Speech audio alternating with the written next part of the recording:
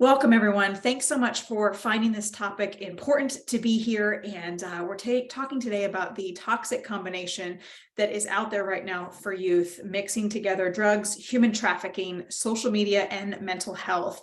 We're going to spend the next hour to hour and a half talking through some different facts that are out there around each of those different topics, and then look at how research is showing these are all starting to intertwine and create this toxic combination that we are needing to be aware of for the sake of our youth and those who are experiencing the online world as is, and then come up with some solutions together on how to make an impact and a difference in that.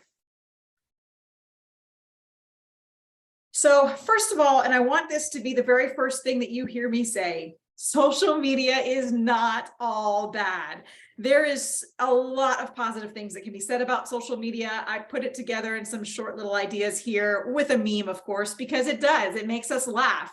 I am constantly sending videos back and forth to my friends and memes because they make us laugh, and we're able to share jokes and information and videos in ways that we were not able to do so before. And so it's so good in so many ways for us to be able to see what is out there in the world in a funny way. It connects us in a way we've never been connected before. We are actually the most connected generation that is out there today. And so we know that we are all way more connected maybe than we want to be, but we are more connected. It introduces us to new ideas and new concepts, the belief systems and political systems, or just a new idea or a way to make something new or be creative.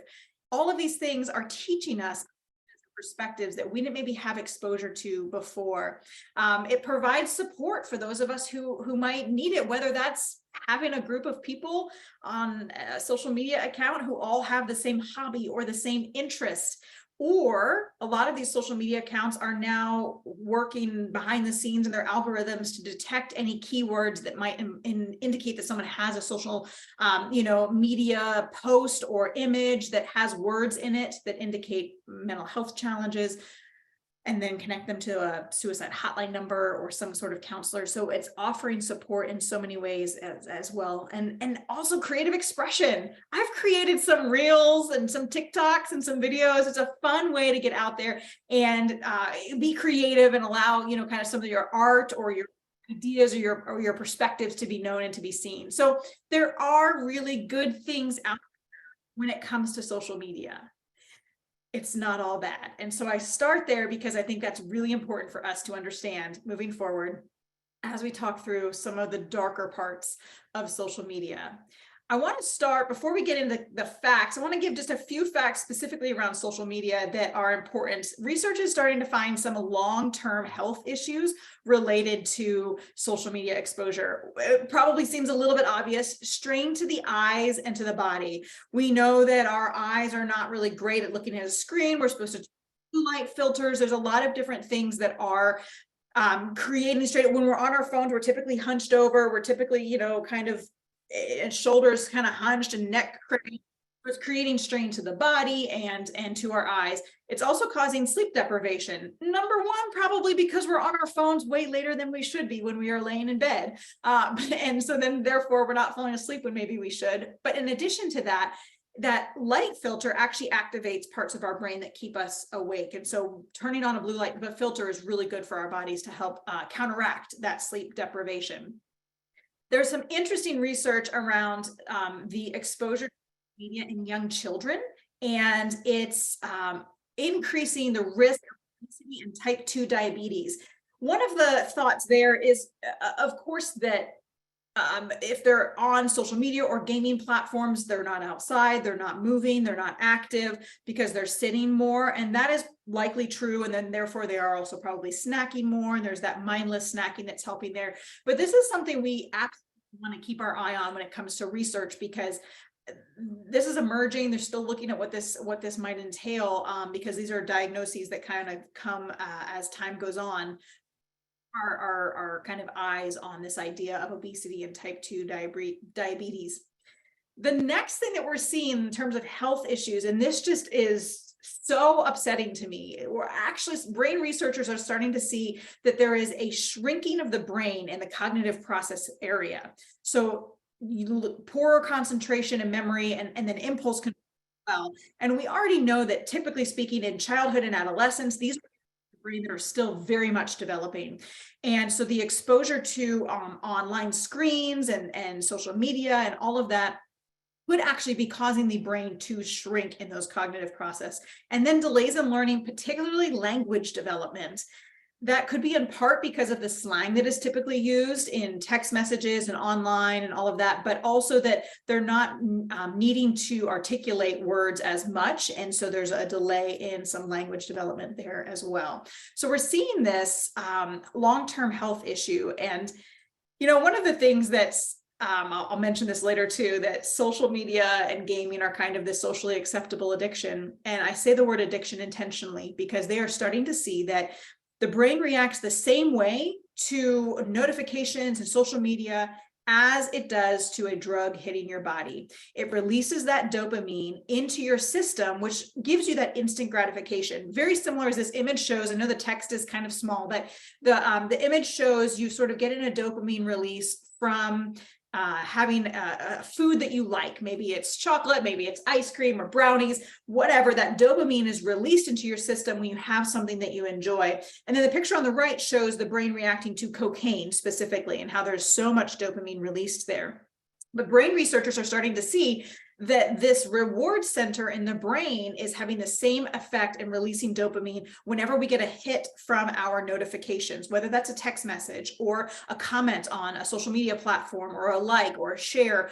All of those are actually releasing that dopamine, which makes us want it and crave it more. And so then we're sort of left feeling maybe sad or in a mood because we've not actually received that in a little while. Some of us can probably admit that there's been times where we've not heard from our phone or from our watch in a little while, and we might pick up our phone and think, maybe I just missed it. But no, there's nothing there. And you kind of have that sad feeling of emptiness. That's because your body did not get the dopamine hit that it wanted or hoped for. And when it comes to watches, and I'm guilty as charged, I have a watch, on my wrist here. We're basically hooked up to dopamine. I talked about my watch, and then it spoke to me. We'll talk about that later. No, but we're basically hooked up to dopamine systems. Simply because the second this vibrates, the second this makes a noise or a feeling like that, I look at it. It's instinctual at this point. And so we're having that dopamine in our systems. And it's the same thing for youth. Our youth's brains are flooded with dopamine because of this. And it can potentially long-term cause addiction and the desire for that more dopamine, whether that be through drug use or, other exciting things like food that bring back the obesity concepts or sex or any of those things that trigger the reward center in the brain. We also know that the brain is not fully developed until the age of 25. They're still developing that prefrontal cortex. So our youth's brains are learning how to live within a world that is flooded with these dopamines more consistently than potentially before. So interesting brain research. I wish I could spend more time talking about that. But we have to talk about what this toxic mixture looks like as we start to see it growing and budding. So I'm going to talk about facts of each of these 4 different topics, and then I'm going to show you how they all kind of blend together. But you can already tell from the introduction there that they are going to. We'll start with talking about mental health. These are national statistics. There are numbers available for those of you who want to know your more regional or local numbers. There's a lot of different sources out there. Specifically, the Missouri Student Survey measures numbers for the students who are in your county and your school districts. And then, of course, if you're watching this webinar later from a different location, a lot of states have their own method of polling youth with statistics. But these come from a national survey that says that 1 in 5 youth had a past year major depressive episode. 1 in 5, statistically speaking, will experience a mental health challenge sometime this year. And then the next piece of that data there talks about how almost 13%, more than 1 in 10 of our youth in the United States seriously considered suicide, and 6% had made a plan. And we know that those who are feeling suicidal and having suicidal ideation, if they have made a plan, that increases the risk of attempt. It doesn't mean that those without a plan aren't serious or won't attempt, but it definitely does increase the likelihood once they've made a plan. So I share that statistic because it's important to know. We do see that depression, anxiety, behavioral disorders are all leading causes of illness and disability. And then suicide specifically is the second leading cause of death for our young kids, 10 to 14, and third leading cause for 15 to 24. So this number is absolutely absurd to me, that they're this high. And I know that across the US, we're really working on reducing stigma around mental health and talking about suicide more. And I'm thankful for that, but there is still a great amount of work to be done on that. And then also on here, statistically speaking, the suicide rates for teenage girls is at the highest been in 40 years. So we see this issue of mental health, and of increased rates. 1 in 5 will experience a mental health challenge. And then we also see that almost more than 1 in 10 have seriously considered suicide in the past year. When it comes to drug use specifically, there's an interesting emergence. If I had given you this presentation 3 years ago, I would have told you that all drug use across the board was in an uptick, especially among the 4 core drugs that are used by youth, which is alcohol, tobacco in the form of either cigarettes or vaping, marijuana, and also prescription drug use. Interestingly enough,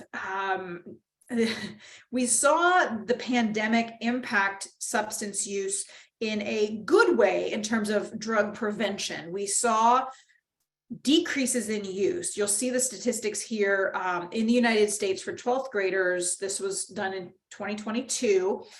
The numbers for both cannabis use and nicotine were the same as the year prior in 2021, but actually had decreased since 2020.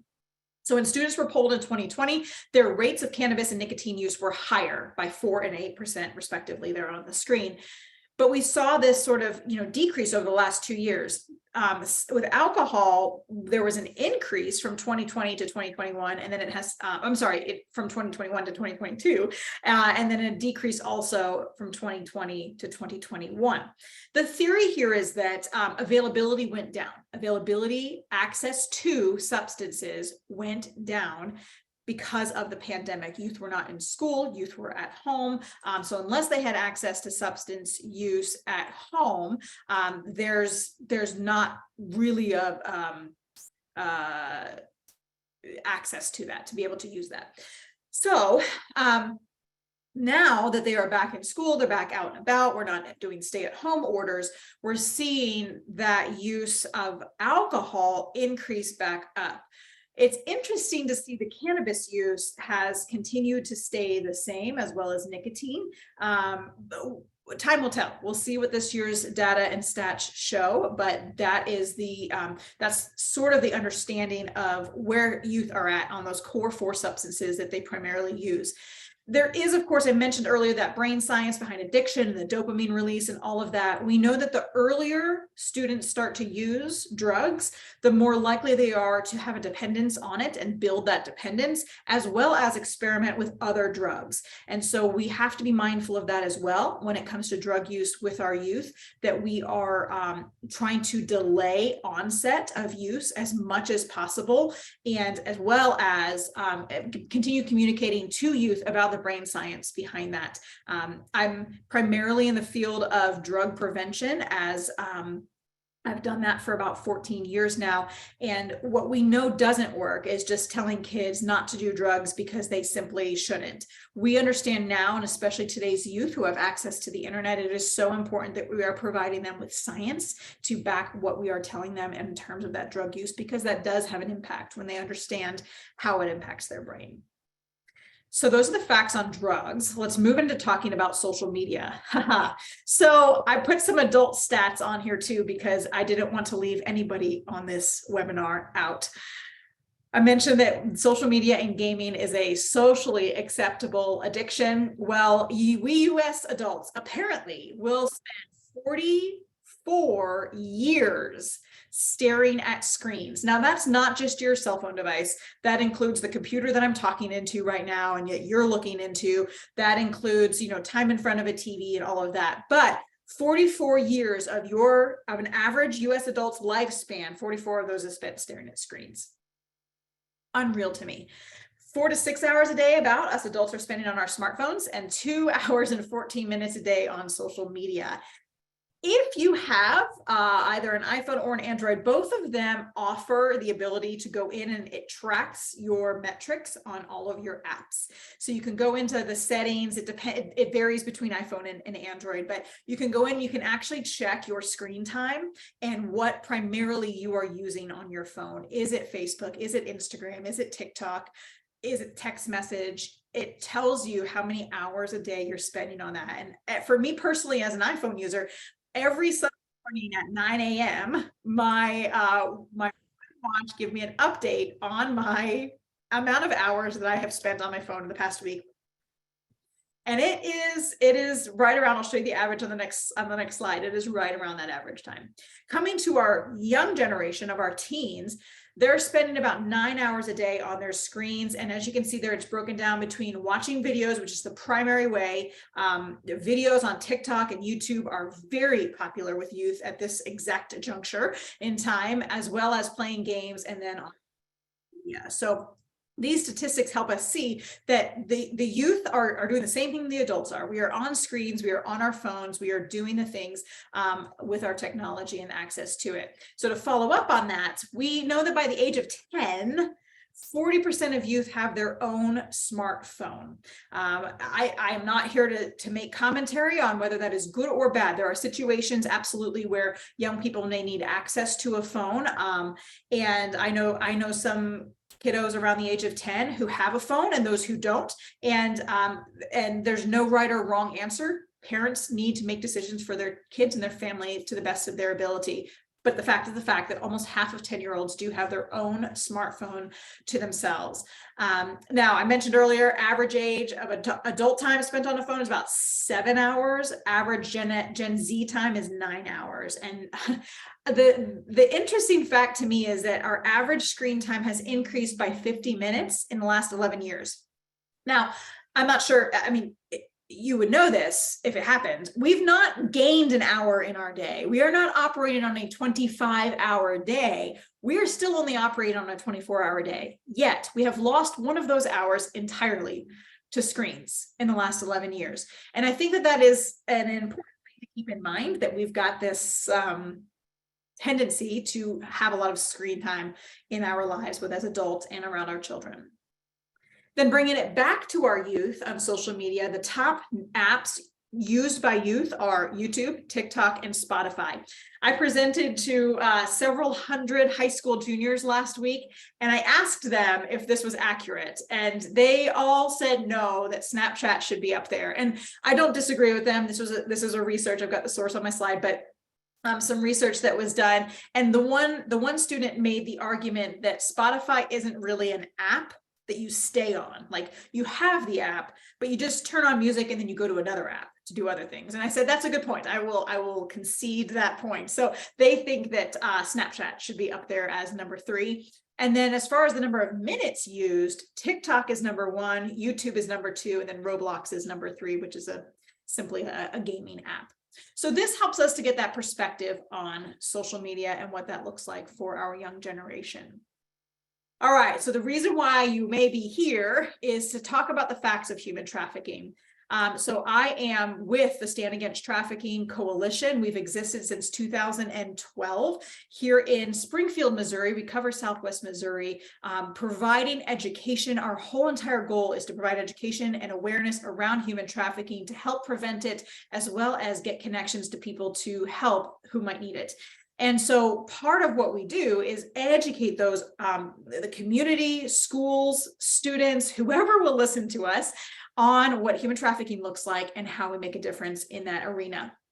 So for those of you who are not aware, who have joined this webinar not knowing anything about human trafficking, essentially the definition I put up there is the legal definition, which is that it involves the recruitment, harboring, transportation, provision, or obtaining of a person to exploit them using force, fraud, or coercion to obtain some type of labor, service, or commercial sex. So I know that's a really big definition. You can kind of break it down to those three sections of how it happens that you get that person, what that looks like in terms of like force, fraud, or coercion, what the method of trafficking is, and then the reason for it, which is either labor trafficking or for services, as well as sex trafficking for commercial sex acts.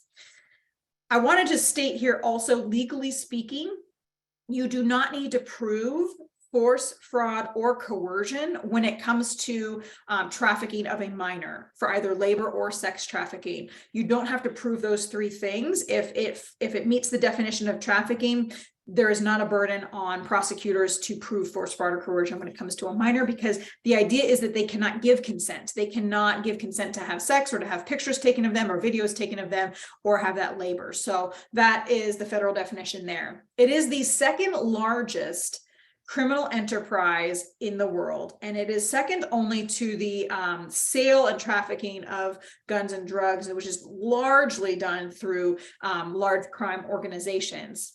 However, a note on that is important is, typically speaking, if I am pulled over and there is kilos of cocaine in my trunk, I'm caught, right? I can't explain away the fact that there is cocaine in the trunk of my car.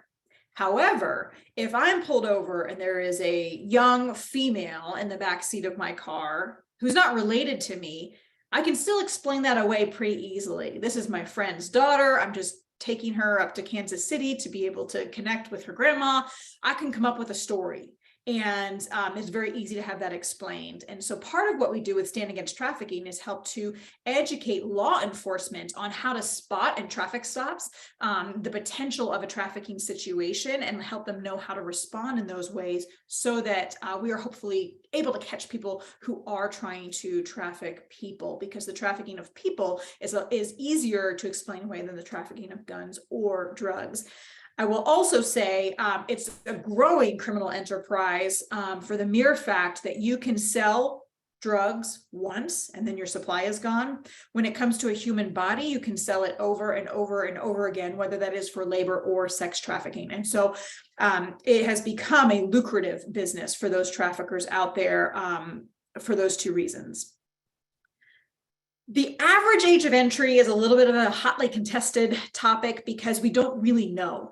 It's kind of that statistics are out there of 12 to 14 years of age, typically for a girl, and actually for a boy, the average age of entry is more like 11 to 13 that they have found. However, going back to our social media comment about 40% of 10-year-olds have a cell phone, this age may start to decrease, because we may start to see that they are actually recruited into trafficking at younger ages due to their online presence. There are a few major types of trafficking, and I'll cover these very briefly. Stand Against Trafficking would love to come and do a presentation for you and your organization to kind of go more in depth specifically on human trafficking and how that shows up. But for the sake of this webinar and the time that we have to get to this toxic combination, I'll just mention these quickly. So the first is the Romeo, or a lover boy tactic, which is essentially commonplace when it comes to online recruitment of youth. There is an account that might appear to be, or even be, a person who's a few years older.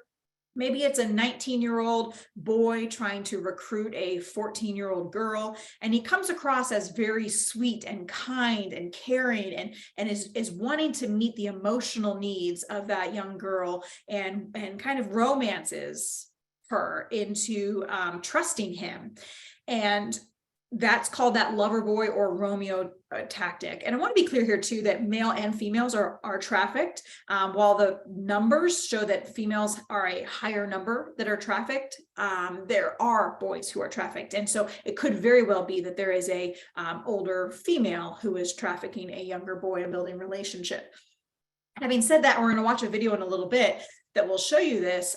Because of that online piece, there is the likelihood that who you think you're talking to is not that person. So we educate youth about that a lot, and we'll talk more when we get into the toxic combination. The second method of trafficking that we see is this guerrilla, used both ways, whether it's like a guerrilla warfare or guerrilla, an ape. This concept of kind of that physical brute violence, the violent pimp that has his trafficking victims in submission due to physical threats, physical beatings, threat of injuring other people that are in their life, that sort of thing. So that's the guerrilla pimp tactic. And then of course, familial, which is another major, unfortunately, a major way of doing trafficking. These traffickers, they're trafficking a family member. They're trafficking a child in their home, or grandchild, or a niece or a nephew. And that there's a lot of reasons behind that. We have some education we can share with you if you're specifically interested in learning more there, but that could be for notoriety within a community, that could be to help pay bills, whatever that looks like. The family member themselves are trafficking someone that they are related to. And I do add this because I think whenever we talk about trafficking, a lot of times people assume that it looks like the movie Taken with Liam Neeson, where his daughter is over to a foreign country. She literally gets snatched off the street and thrown into a white van and driven away, never to be seen again. And that is not what trafficking looks like mostly. Does that happen? Absolutely. But for the most part, what we see is a grooming that takes place, which we'll talk about more in a few minutes. We see a grooming that takes place over time to build relationship and trust, and or a need arises that this trafficker is able to meet. All right, so let's get into talking about how we start to see the toxic combination of each of these four pieces coming together. So the first that we'll look at is the mixture of drugs and mental health.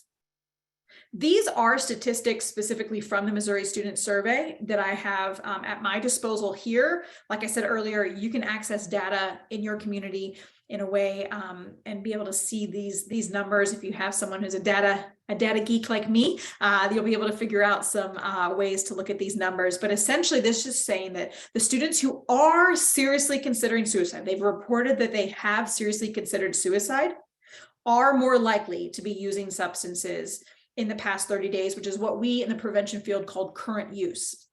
So those who are seriously considering suicide are currently using alcohol 3.2 times more likely than those who are not seriously considering suicide.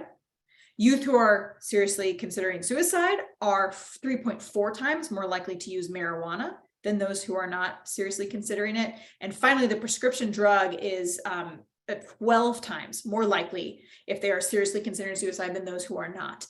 That is a very drastic uptick. So what we know is that these youth are using substances to cope, and I'll talk about this in a second, or to manage their feelings and what's going on there. We know that there's this blend. And then just over 1 in 5 Missouri 10th graders have reported misusing prescription drugs solely to help them feel better or happier.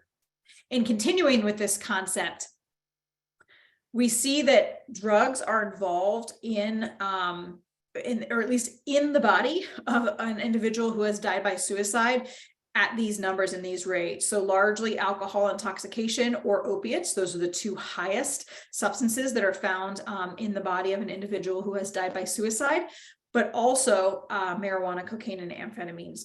What this tells us is a few things. One, we know that drugs reduce your ability to think clearly, make clear decisions. It reduces impulse control. And so there may be a very strong connection here of those who are under the influence are less likely to have that impulse control and stop themselves from an attempt. Drugs also typically tend to bring about the emotional state at a heightened level of the user when they start using. And so potentially if they're already sad or depressed and they are starting to use a drug, that may amplify that feeling. So this is definitely something that we want to be mindful of when it comes to this mixture between drug use and mental health, excuse me.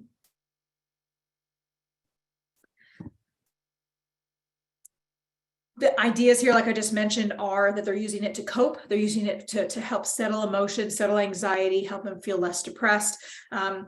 We do know that drug use actually changes the brain structure. And so therefore,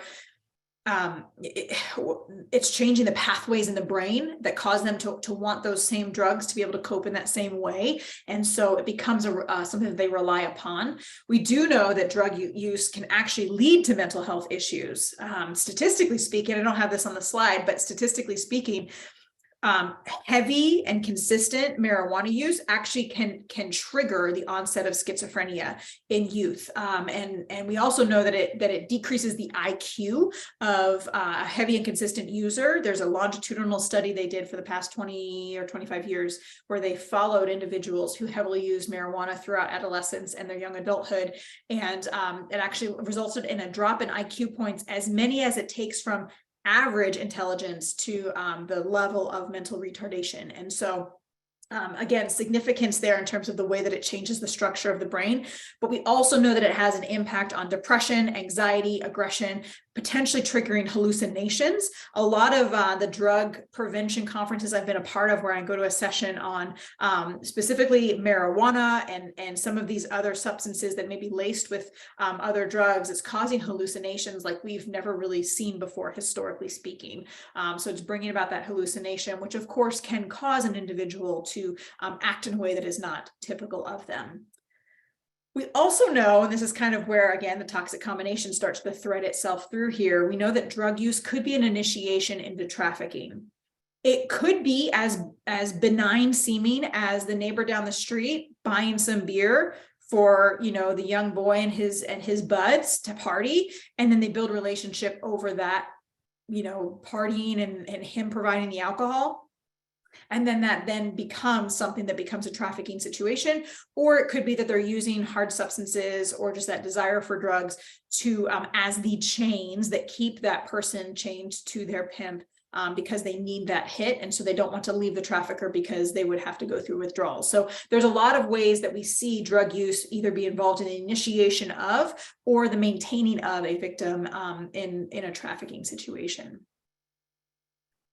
I also know that my dear friend Susan is watching the chat, so I am just going to take a second here, make sure there's no questions. Perfect. I love it. Denise has lost 20 years to TV watching. Great. Just want to make sure you can drop questions there, and we'll have time for questions at the end as well. I just have a lot to cover. I want to make sure that I get through it all for you all. Okay, so then let's start to talk about social media and drug use. This is fascinating to me. A study at Columbia University found that just the mere fact of a youth having a social media account made them 5 times more likely to buy cigarettes, 3 times more likely to drink, and 2 times more likely to use marijuana. This is really fascinating to me. I mean, there is a lot of theory behind this that it's exposure to use. So having a social media account, you may see more videos and more posts about using a drug, and it normalizes it. It makes it seem like, it's not such a bad thing. It's not as harmful as people have told me because my friend or my celebrity crush or whoever is using this drug. And so therefore it must not be that bad. Oh, this party happened and nobody got in trouble, so it must not be as bad to go to parties and drink or smoke. So there's kind of some theory there behind why this might be the case, but just the mere fact of having social media has an impact on drug use. We'll talk as well here about social media and start to tie in this idea of mental health with social media. Research over and over and over again continues to point to the fact that having social media accounts is connected to increased anxiety, depression, and loneliness. That may make sense, but it also doesn't, in the sense that I said earlier, we are the most connected generation ever. However, we're also the most lonely. Statistically speaking, we are the most lonely generation ever.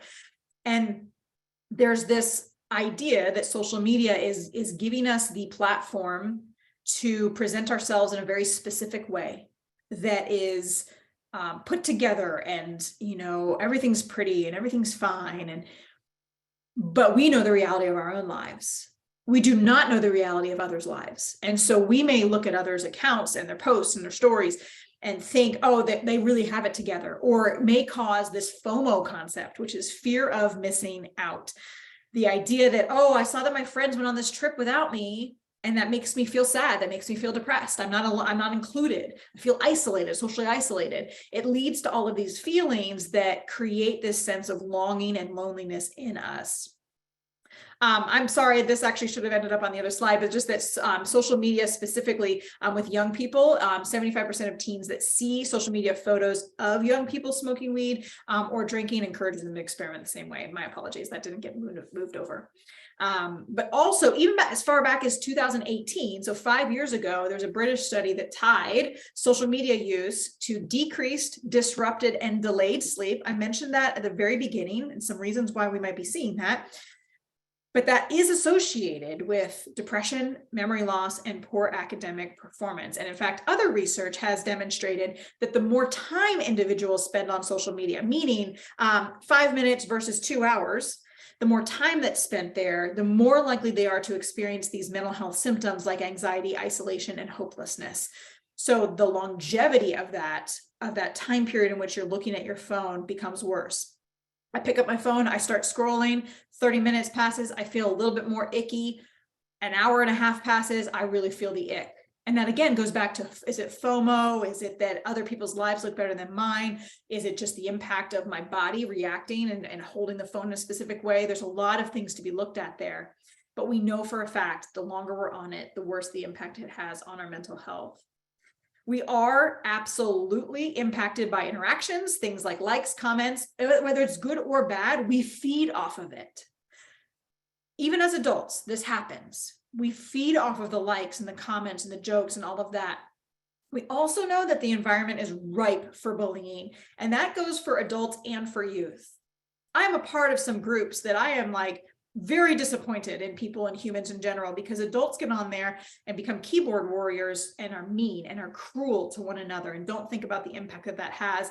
Well, the same thing is happening with our youth. And so they are getting on there and being mean and cruel to one another. If I get on a youth's YouTube and I'm just like looking at videos they've posted, I have seen some comments on there. A lot of them are very, flattering and kind, but some are not. And then they kind of go at war with one another in the comments section to defend their favorite influencer. And it becomes very, very, very unhealthy and very toxic for them. Also interesting, this is emerging research, but there's an interesting study happening that's looking at the impact that filters and angles that are used with phones are creating confusion in teens' developing brains on what's real and what's not. And there's more to come on that.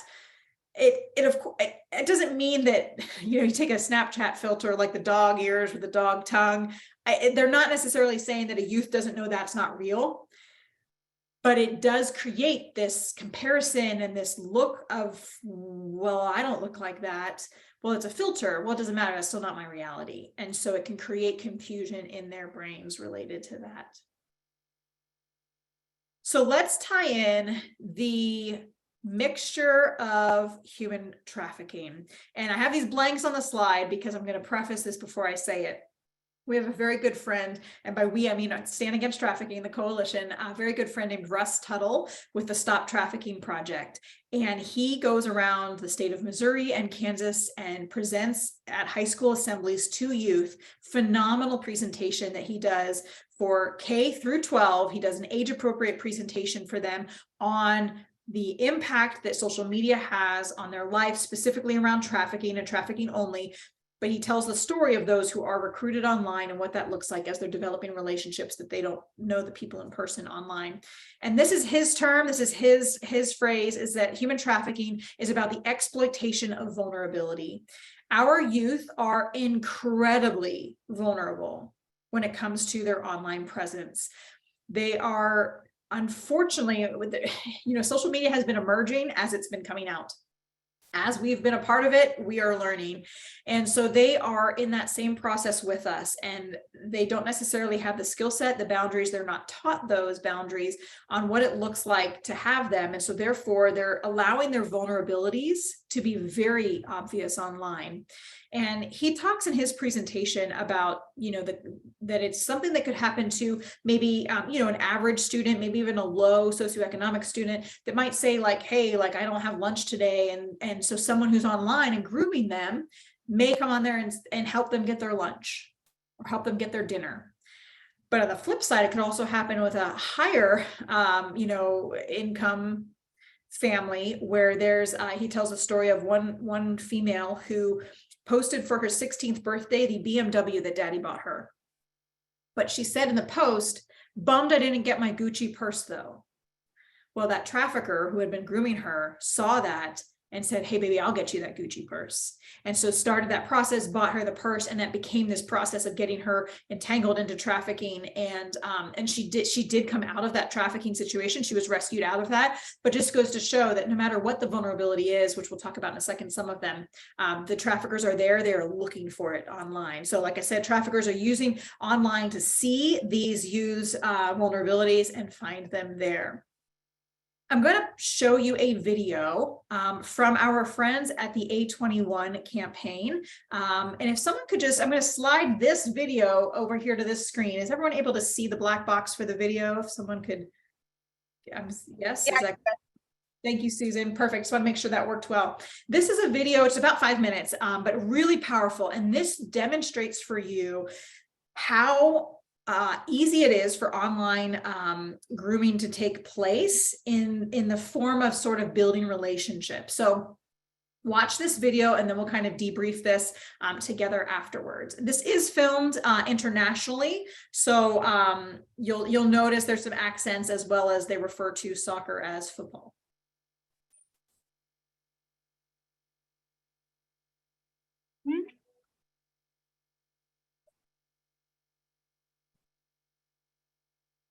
Oh, hang on. Maybe we're having some internet issues here. Let's see.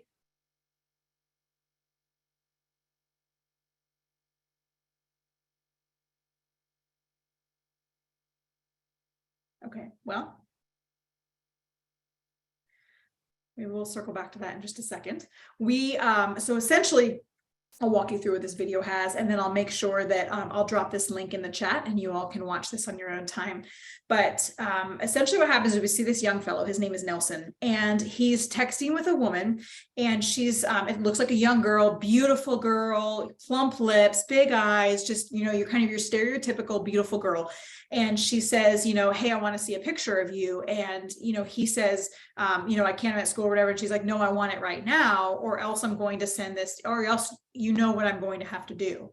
And so then she ends up sending this video of him taking his towel off in front of a camera to the school. So he's walking down the hallway at school and people's phones are going off, and it identifies that he has basically done this for her. So they all see this video. So then it rewinds about 4 days, and he's playing a game. He's on his bedroom. He's on a gaming system, and he gets a chat from this picture of this girl. And she's, "You're such a good player at this game. It's so cool, whatever. Let's exchange numbers." And so they end up talking. So the implication is that over 4 days, they've built this relationship. They're talking. She asks to see his abs because he says he's going to football practice. So she's like, "Oh, I bet you have Ronaldo's abs." And so she gets him to take a picture of his abs. And then, she sends one in return where she's dressed, but she sends one in return of like, "I guess I owe you one." And so there's this back and forth exchange that happens. And so then she asks for, a different video, which is when he takes the one of him in the bathroom taking the towel off. And so then she asks for more in the school. So the idea here is, he's also in that process. He goes to soccer practice. He's distracted. He's in school. He's distracted. He doesn't do well on the test that's handed back out. So we see these signs that are emerging of him not being his full self. His mental health has been sort of challenged by you can tell he's uncomfortable in the video. And so it shows us how this exploitation can happen very quickly in a matter of days, as well as in the process of sending some pictures back and forth. So having said that, I'll move this back over here since that was a little bit of a bust, but I will put that link in the chat and you all can watch that at another time. Essentially, what that helps us to see and to understand is this online recruitment of how they prey on these vulnerabilities. So social isolation. His teammates were getting frustrated with him because he wasn't playing well. So they kind of dog on him and make fun of him. And so then, of course, you also see later when the video is shared, all of the people are kind of moving away from him in the hallway. So there's this social isolation that can happen. And so therefore, the trafficker can see that as well. the student may sort of be communicating with the person that they are lonely. No one finds me attractive in my school. No one wants to be my girlfriend. No one, those sort of things that can create a vulnerability a trafficker wants to see and prey on. Loneliness connected with that as well. Maybe there's family distress happening. Maybe there is, divorce in a family, or a situation that's just the family is in a bad place or in a stressful time. That is a big vulnerability. Hey, mom and dad won't let me go to this. Oh, that sucks. Your parents are terrible. I'd let you go, or I'd go with you. And, traffickers will oftentimes, part of their grooming is to sort of affirm their emotions, affirm how they're feeling, and try to be a solution to that issue that the student's having. Low self-esteem, again, goes back to that concept of no one likes me, no one wants to talk to me. Well, I'll talk to you. I like you. I think you're beautiful. I think you're hot. And so they're preying on that vulnerability as well. And then the desire and deficit is kind of like they're looking for something the student wants, the desire, see if they can help meet that want, or if there's a deficit. Is there something that student feels like they're missing or they're missing out on? That's the deficit. So they're looking for either desire or deficit. So this process, I've kind of just described this to you in the process of the video, but essentially it's about getting to know that student, getting to know you online and who you are, and appealing to that vulnerability, building trust in that process. Again, they may not be the person that this youth thinks that they are. They may be the person that's behind the camera that's a full-blown adult. They're not the 16-year-old that they claim to be. And then there's this exploitation that takes place. Starts with sending of pics and videos, and asking for hot pics, and then it's slowly a progression from there. And then the commentary here on pornography, the role that pornography plays, is huge. The main way that we see pornography show up in online grooming is that they'll send different pornographic pictures or videos as a form of desensitization, as a form of attempting to excite and kind of bring about that interest in sexual activity and sexual acts, and it kind of can again play a role in that brain addiction of starting to, we know that pornography is also addictive in the brain, and it releases that same dopamine. And so the role that pornography plays cannot be understated, and they're using it to desensitize the youth or the individual in a trafficking situation in general when it comes to any sex act. And I mentioned earlier the provision of substances can relate here as we start to see this whole entire piece come around, that there's a connection with drug use as well as the mental health aspect. So next, I've got some signs to look for. So we've kind of covered where this toxic mixture all kind of starts to come together. These come from A21. They're on that same site as what I just showed you and will send to you, but they're really great. They really hone in what signs you might be looking for when it comes to a youth who might be being groomed online, and excessive phone use, displaying secretive behavior. Maybe they just leave the house or leave school, come home late, skipping school, getting disconnected from friends, from family, may have items that are way more expensive than they would be able to typically afford with their part-time job. So things that just don't make sense or line up, that clearly they were a gift. If you're seeing them have new numbers, new texts, new accounts online, that may be an indicator as well. If you see, this top one here is a little bit tough, because what's excessive? Youth messaging back and forth may be very commonplace. So how many texts are too many? How many calls are too many? But typically if you're talking about your child, you would know the rate and volume of which they typically message. So if you've seen a drastic increase or uptick in those, that would be a sign. If it's not a child of yours, maybe just again, going back to, are they so distracted they're not aware of what's happening around them because they are so consumed with their phone and hiding their phone? Kind of all of these signs overlap and come together. If you see that isolation start to happen, they have less interest in their friends, in their activities they typically enjoy, that's a key indicator of a mental health challenge developing as well, when there's a sort of removal of supports and access to things and desire to do things that they typically would have loved. It also can be an indicator for trafficking as well. Problems with sleeping or eating or having anxiety, changes in temperament if they're becoming moody. Now, granted, that can be part of typical adolescent development as well. We know that because of the hormone changes happening in the body, their temperament can change. It can be a little bit more shifty. But again, we're looking for a kind of a building up of all of these signs that might indicate that. And then, of course, any initiation of substance use or increased use of substances than what they were using before. So we have to do something about this because this is a toxic combination that is starting to emerge, has been emerging really. So we need these strategies that help us to see and understand ways that we can promote the good and reduce the bad. And in the field of prevention, whether that's drug prevention, trafficking prevention, suicide prevention, we talk about that in the sense of protective factors and risk factors.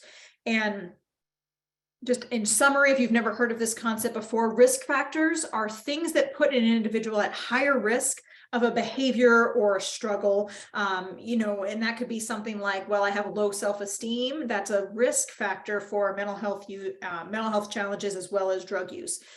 Protective factors are, I refer to them as bubble wrap. They kind of protect or bubble wrap the student and the youth from the impact of those risk factors. So that's things like a great relationship with a trusted adult and a community that is, supportive of them, having high self-esteem. Those sort of things are protective factors. So in our work, we want to reduce the risk factors, reduce the things that are putting individuals at higher risk of something, and we want to enhance the protective factors. So for the rest of this, that's how I've broken down our discussion here, is to talk about that. And we'll start with how to reduce some risk factors.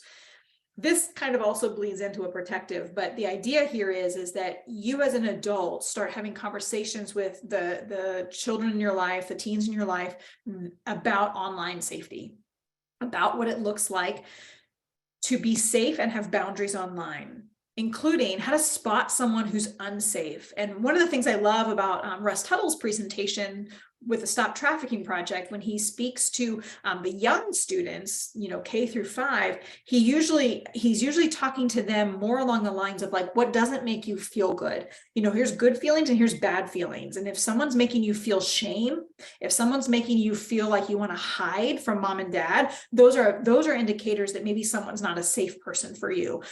And it's the same concept we can talk to teens about. If there's an individual who is making you feel uncomfortable, making you feel pressured to do something, making you feel like if you do this, then they will approve of you, explaining to them that that is an unsafe person because people in their life should not treat them that way or make them feel that way. So as adults, we can help reduce risk factors by explaining that to them and helping them understand what it's like to spot someone who is unsafe in person as well as online. And the importance of not sending pics, hot pics, because we as adults, we know that like what's out there is always out there, in the internet. But the importance of that, because what happens in that grooming process is that you send a picture, then they want another one, or they want more, or they want to experience that, and then there becomes that threatening, that back and forth exploitation. If you don't do this, like in the video that I described to you, if you don't do this, I'm going to send this out to your school. Oh, look, I did it. And this actually took place in my sister's actually a school principal, vice principal, I'm sorry. And she had to deal with this recently with a student in her school where there was, it's a long story, I'll keep it short, but essentially they were alerted to the student in their school who had been a part of some exploitation online, some sending of pictures and videos of herself.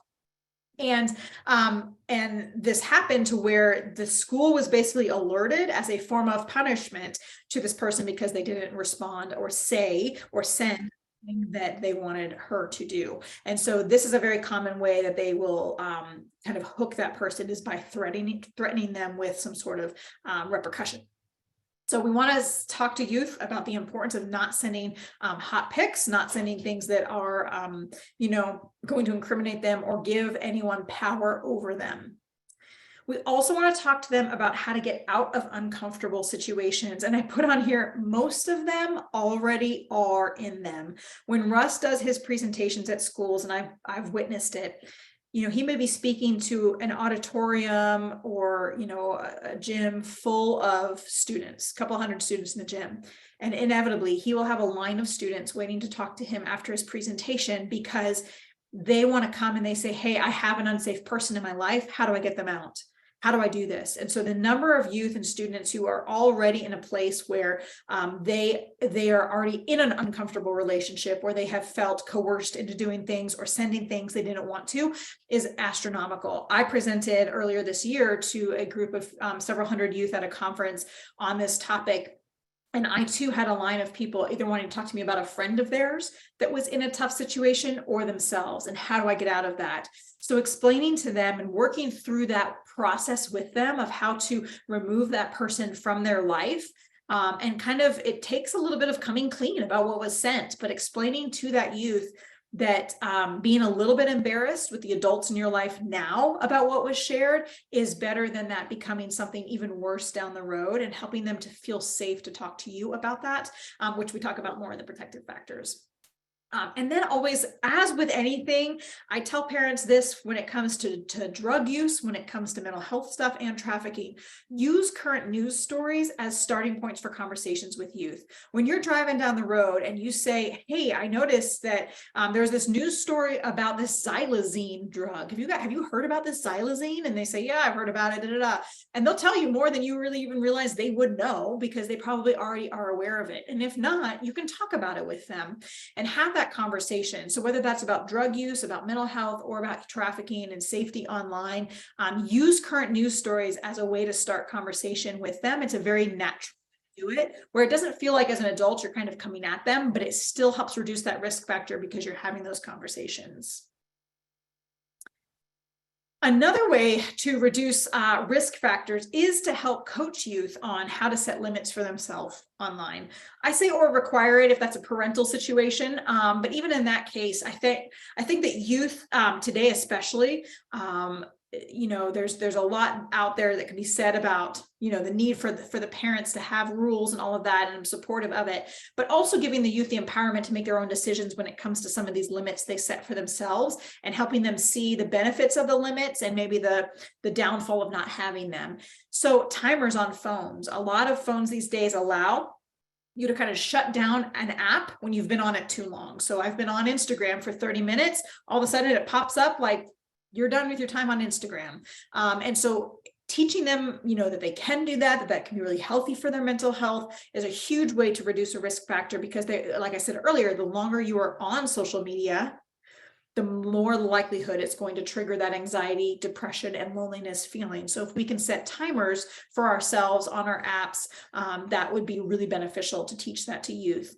No use after 10 p.m. There's some really smart people out there have done some research that essentially indicate that after 10 p.m., major use of screens is just not good for our bodies or our brains. And so teaching them that and helping them to see that, maybe just power those things down at 10 p.m. Set those at limits. And then the color setting also for that mental health piece of that blue light filter, and it helps affecting our sleep, which of course affects our mental well-being as well.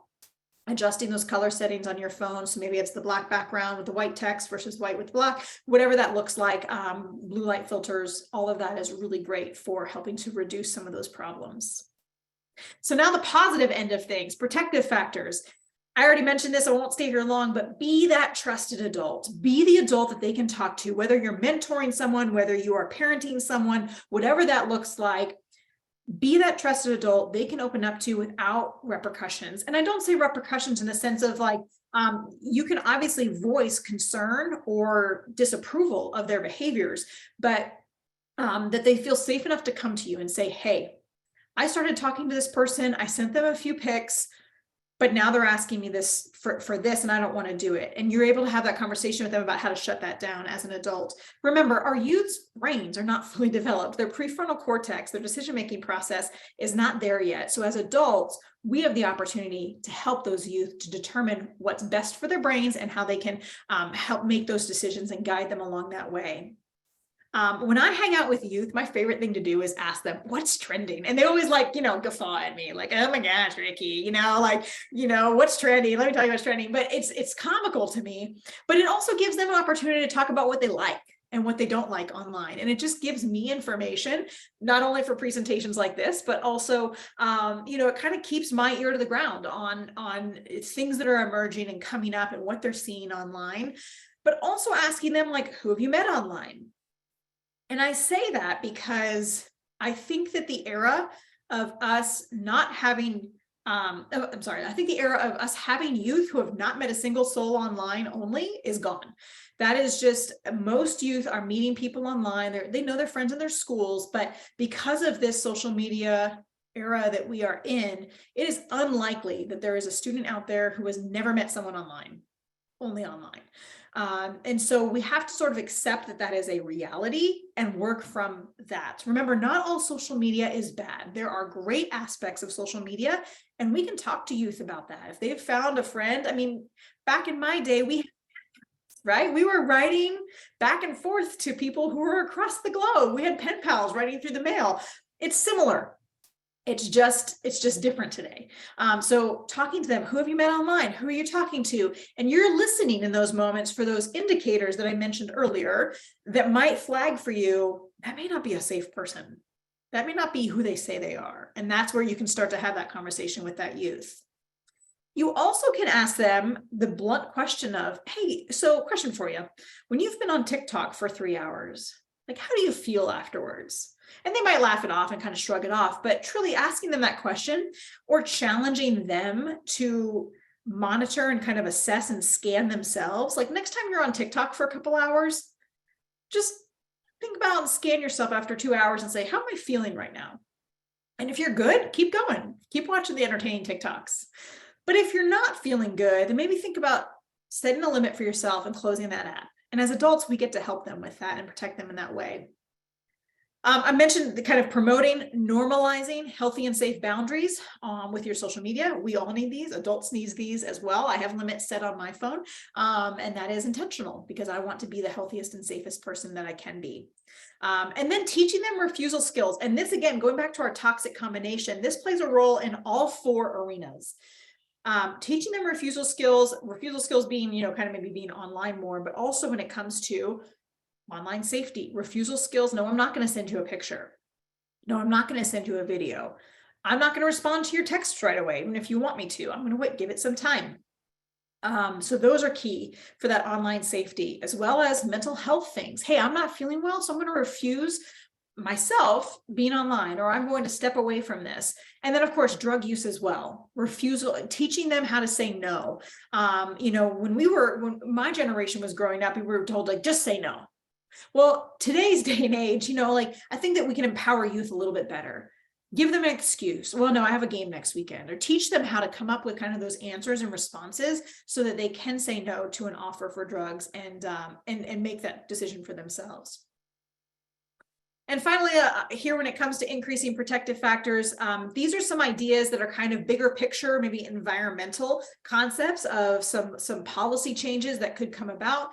That includes banning targeted ads to children under the age of 16. I'm talking about ads for drug use, I'm talking about ads in general for any kind of concept that might allude to these 4 topics becoming a primary issue. Keeping children under 13 off the platform. And I know that there is some bills that are being proposed that would actually bump this age up to 16.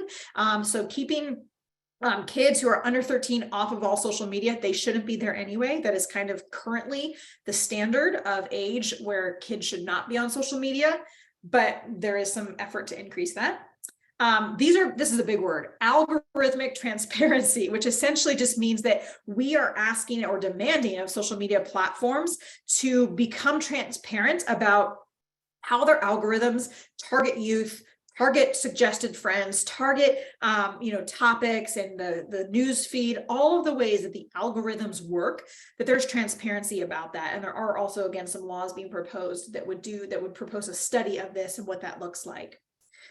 AI. I haven't even touched AI, artificial intelligence, in this presentation because it's so new, but there is some really interesting concepts out there emerging when it comes to the ethics of AI and what that looks like, how there's a need for standardized training, there's a need for ethics, who's responsible for a situation that happens if an AI in some way suggests a behavior or a video, or shows pornography to a child, something along those lines that could be out there with these AI situations. I'm not sure if anyone of you have watched recently, but there's been some screenshots shared of the Snapchat AI and some of the scary things that are happening, and information that's being suggested through those Snapchat AI. And so that's not to dog Snapchat specifically, but just to say, we need to be mindful of this.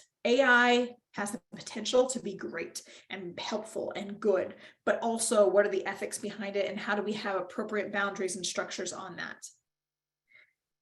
And then banning those from under the age of 18 from changing their settings. This is a concept. This is not a law or a rule, but the idea would be the promotion of a law or rule that would ban someone under the age of 18 from being able to change their profile setting from private to public. Public makes them far more likely to have their posts, their videos, all of that seen by who knows who. And so limiting the ability of the user to change it to public, so that the parent knows that their child is on a private account and they can't change that themselves. So these are some ideas of protective factors. We could probably talk for a long time about ways to either reduce risk or enhance protective, but I wanted to deliver at least some ideas to you to start generating conversation around this in your spheres of influence, in your circles, because this is definitely something that we need to be mindful of for our own children, as well as the generation that is coming up underneath us. And having said that, a lot of the things that I've talked about today are that there's this mixture between social media and the increased risk of mental health challenges and drug use and human trafficking through exposure online. And that kind of a big driving factor that I've said a lot related to all four of those is this concept of isolation. And so one of the things that I wanted to leave you with is the idea here that the solution to isolation is connection. And you'll notice so many of those protective factors that I mentioned have to do with you as an adult having a relationship with a youth or a child in which you are connecting with them, communicating with them, having this back and forth relationship and a connection, because we do know that the solution to isolation is connection. And that face-to-face, one-on-one, side-by-side in a car or on a park bench, those are the things that really make a huge difference in the lives of our youth. And this goes for youth and adults. Isolation is solved by being connected with other individuals. And so that's something that I want to leave you with, that you as adults have the opportunity to be a source of connection for a youth. Excuse me. The other thing I want to leave you with is a list of resources. All of my slides have sources on them, but these are resources for you if you are interested in getting some information. You can Google each of these, and I'll leave this up here for a second. But again, this is being recorded. We will post this on our website with a list of these resources so that you can access them later. But essentially, we've got some different parent tips up there. We've got access to different curriculum for teaching students about online safety and how to of their own well-being, some team guides, some interesting information on policy reform, like that previous slide I talked through. Bark is an app that you pay a subscription, but you parents are able to monitor their child's phone pretty well. And there are others out there like it. Bark is what I'm most familiar with. The Stop Trafficking Project, I mentioned Russ Tuttle multiple times. He has an app. So if you search in your app store for Stop Trafficking Project, I believe it's a red hand, or maybe it's a red background with a white hand. I can't quite remember, but you can look that up, and he's got tons of resources on his app as well as how to get connected with him. And then he also has a website. And then A21, I will send that link to you now because I promised you that I would. But that Can You See Me, they're on the same page. You'll scroll to the very bottom, and they have parent guides for both teens and kids and how to have those conversations. So I will ask Susan if there's been anything pressing in the chat that we need to address, any questions, but also you are welcome to come off of mute and ask some questions. Before we get there, I will wrap up the recording here so that we can make this a concise kind of presentation for those who are watching later. But thank you for joining us if you're watching this, and please do visit our website. I tongue-in-cheek offer our Facebook and Instagram social media accounts, but we do offer a lot of information. Remember how I said social media is not all bad, and so we use our social media platforms to be educating about trafficking specifically. And we've, in the past year, really taken an approach to talking about subpopulations that are particularly vulnerable to trafficking, as well as general education on trafficking. And so that you are welcome to go and follow our social media accounts. We would love that. The more that you like and share our stuff, the better, because we then get our message out there. So like I said, I say that a little bit tongue-in-cheek, knowing that I've just talked about the dangers of social media, but know that there are some good things out there. So I'm going to go ahead and pause, stop this recording, and then we will take some questions.